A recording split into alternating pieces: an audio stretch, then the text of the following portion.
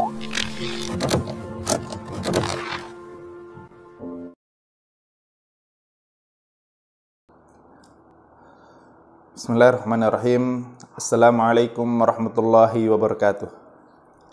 Alhamdulillahirabbil alamin. Assalatu wassalamu ala Rasulillah wa ala alihi wa sahbihi wasallam. Amma ba'd. Ma'asyarul muslimin wal muslimat, a'azzani Allah wa iyyakum ajma'in. Insyaallah di siang hari ini, mulai siang ini kita akan mulai membacakan hadis-hadis Nabi sallallahu alaihi wasallam beserta faedah-faedah atau hikmah dari hadis tersebut. Dan hadis yang akan kita bahas atau hadis yang akan kita kaji hikmah dan faedahnya adalah hadis yang tercantum dalam kitab Bulughul Maram yang ditulis oleh Al-Imam Ibnu Hajar Al-Asqalani rahimahullahu taala.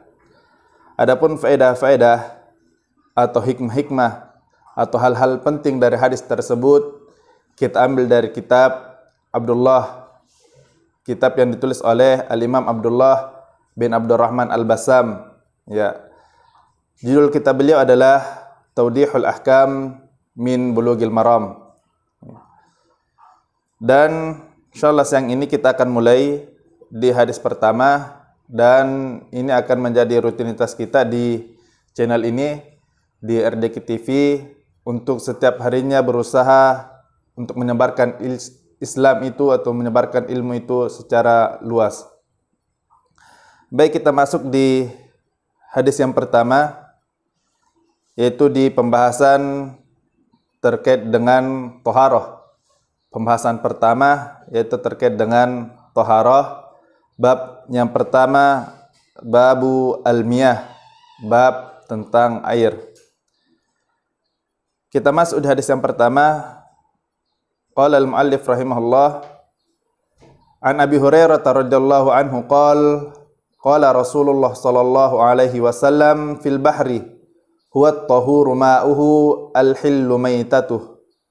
Akhrajahu al-arba'ah wa Ibnu Abi Syaibah wal lafdhu lahu wa sahhahahu Ibnu Khuzaimah wa Tirmidzi wa rawahu Malik wa Syafi'i wa Ahmad. Hadis yang pertama, hadis yang diriwayatkan oleh sahabat yang mulia Abu Hurairah radhiyallahu anhu. Dia berkata bahwasanya Rasulullah sallallahu alaihi wasallam bersabda tentang laut, airnya suci dan bangkainya halal. Hadis ini dikeluarkan oleh Imam Empat dan Imam Ibnu Abi Syaibah. Lafaz hadis ini adalah miliknya. Kemudian Ibnu Khuzaimah dan At-Tirmidzi mensahihkan hadis ini. Hadis ini juga diriwayatkan oleh Imam Malik, Imam Asy-Syafi'i dan Imam Ahmad rahimahumullahu taala.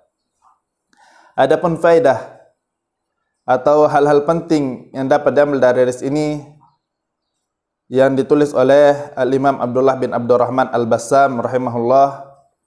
Yang pertama adalah bahwasannya kesucian air laut bersifat mutlak tanpa ada perincian. Ia suci secara substansi dan dapat mensucikan. Seluruh ulama menyatakan pendapat seperti ini. Hanya saja ada sedikit ulama yang berbeda pendapat dengannya, akan tetapi pendapat tersebut tidaklah kuat.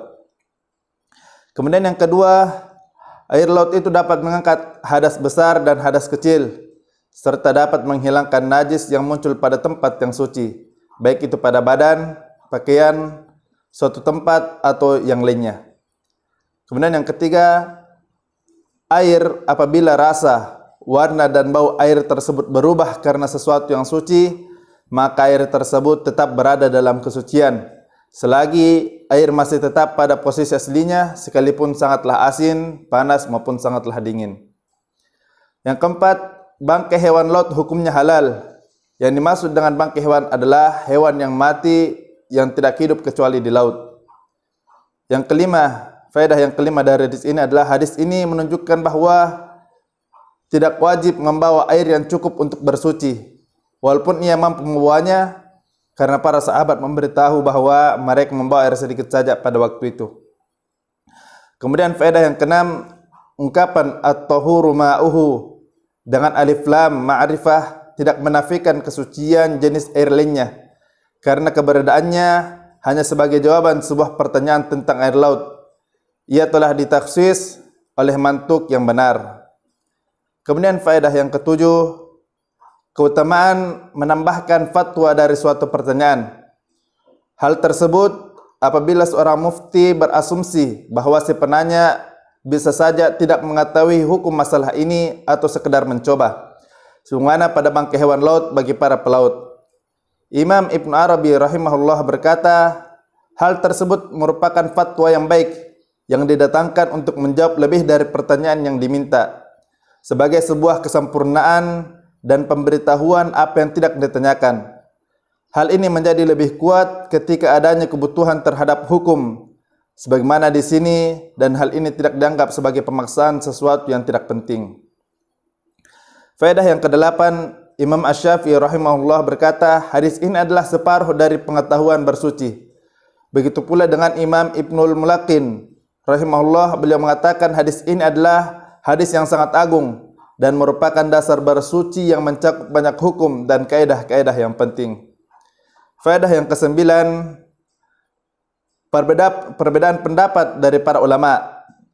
Imam Abu Hanifah rahimahullah berpendapat bahwasanya hewan laut hukumnya tidak halal kecuali ikan dan seluruh jenis ikan tersebut.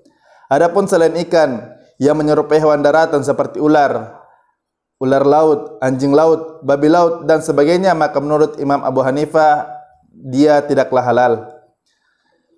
Adapun pendapat Imam Ahmad rahimahullah, menurut yang masyhur dari madhabnya, bahasanya madhab Hanabilah berpendapat diperbolehkannya seluruh jenis hewan laut kecuali katak laut, ular laut, dan buaya.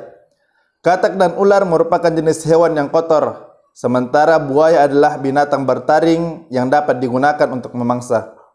Adapun dua imam madhab lainnya, Imam Malik dan Imam Asy-Syafi'i rahimahumullah, membolehkan seluruh jenis hewan laut tanpa pengecualian. Keduanya berdalil dengan firman Allah Subhanahu wa taala, dihalalkan bagimu binatang buruan laut. Quran surah Al-Maidah ayat ke-96. Begitu pula dengan sabda Rasulullah sallallahu alaihi wasallam, uhillat lana maitatanil jarad wal hut. Dihalalkan bagi kalian atau dihalalkan bagi kami dua bangkai, yaitu bangkai belalang dan bangkai ikan. Hadis surat Ahmad dan Ibnu Majah. Di dalam kamus dikatakan bahawa yang dimaksud dengan al-hut adalah ikan. Juga di dalam hadis bab ini disebutkan yang bangkainya halal. Maka pendapat inilah yang paling kuat, yaitu pendapat mazhab Imam Malik dan mazhab Imam Asy-Syafi'i rahimahumullah. Ini yang bisa kami bacakan. Mudah-mudahan apa yang kami baca dapat diambil manfaatnya. Lebih dan kurangnya mohon dimaafkan. Wabillahi taufiq wal hidayah. Assalamualaikum warahmatullahi wabarakatuh.